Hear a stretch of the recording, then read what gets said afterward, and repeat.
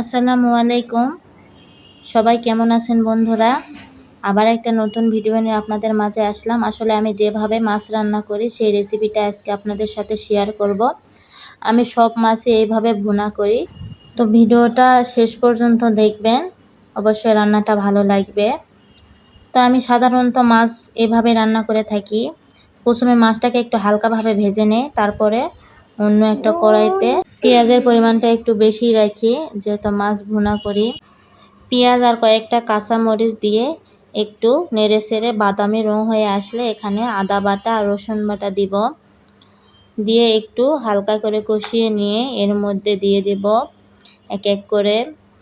প্রথমে দিলাম মরিচের গুঁড়া, হলুদের গুঁড়া, তারপরে দিলাম লবণ, জিরার গুঁড়া আর গরম মশলার গুঁড়া। আমি কিন্তু গুঁড়াটাই ব্যবহার করি, গরম মশলারও গুঁড়া করে রাখছি, এই গুঁড়াটাই ব্যবহার করি, তাহলে আর খাওয়ার সময় মুখে বাজে না কারো। তো যাই হোক, একটু মশলা কষিয়ে নিয়ে ওখানে একটু পানি দিয়ে ভালোভাবে কষিয়ে নেব। তো পানিতে একটু ঢাকা দিয়ে দিলাম, এরপর উঠে একটু ভালো করে নেড়েচেড়ে কষিয়ে নেব। আমি এই কথাটা বারবারই বলে থাকি যে কোনো জিনিস কিন্তু কষানোর উপরেই স্বাদ নির্ভর করে। আপনি যদি যে কোনো রান্না, সেটা যে কোনো রান্না হোক, শাক বা যে কোনো রান্না যদি আপনি একটু কষিয়ে নিয়ে রান্না করেন, মাছ মাংস, তাহলে ওটা খেতে অটোমেটিক স্বাদ হবেই। আর আপনি যদি না কষিয়ে হাজার ময় মশলা দিয়ে রান্না করেন, তাহলে ওটা খেতে স্বাদ লাগবে না। তো এখানে আমার মশলা সব কষানো হয়ে গেলে মাছ দিয়ে মাছটাকে একটু হালকাভাবে নেড়ে চেড়ে কষিয়ে নিলাম। মাছকে আবার জোরে জোরে নাড়তে যাবে না, তাহলে মাছ ভেঙে যাবে। মাছটা কিন্তু এমনিও মানে কাঁচা মাছটা এভাবে কষিয়ে ভুনা করে, কিন্তু আমি মাছটাকে একটু হালকা করে ভেজে নেই। মাছটা একটু হালকা করে ভেজে নিলে মাছের যে গন্ধটা চলে যায়, আর এটা খেতেও ভালো লাগে। তো একটু পানি দিয়ে ঢাকা দিয়ে দিয়েছিলাম, এর মধ্যে দেখি পানিটা শুকিয়ে আসছে। তো আবার একটু হালকা করে নাড়াচাড়া করে ভালোভাবে কষিয়ে নেব।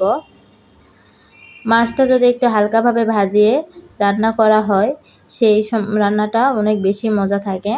আর কাঁচা কাঁচা রান্না করলে মাছের কেমন যেন একটা গন্ধ লাগে, আর খেতেও অতটা ভালো লাগে না। তো হালকাভাবে ভেজে নেব, বেশি কড়া করে ভেজে নেব না। তো এখানে মাছটা দিয়ে ভালোভাবে আবার কষিয়ে নিচ্ছিলাম। আমার মাছের ভুনার কালারটা দেখুন, অনেক সুন্দর হয়েছে।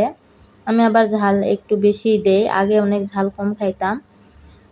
আমার মেয়ের জন্য একটু ঝাল কম দেওয়া লাগতো, কিন্তু এখন আমার মেয়েও ঝাল খাওয়া শিখে গেছে, তাই একটু ঝাল দেয়। আবার একেবারে অতিরিক্তও ঝাল খায় না, মাঝারি জনে যেটা খাওয়া লাগে আর কি। তো এখানে আমার কিন্তু কষিয়ে নেওয়া হয়ে গেছিলো। এখানে আমি এখন লাস্টবার আর কি ঝোলের জন্য যে পানিটা দিলাম। তো এই যে অবশেষে আমার রান্না শেষ। জানাবেন বন্ধুরা আসলে রান্নাটা কেমন লাগতেছে। এই যে আমার রান্না শেষ এখানে। তো সবাই ভালো থাকবেন, সুস্থ থাকবেন, আর সবসময় বেশি বেশি করে আমার ভিডিও দেখবেন। আল্লাহ হাফেজ।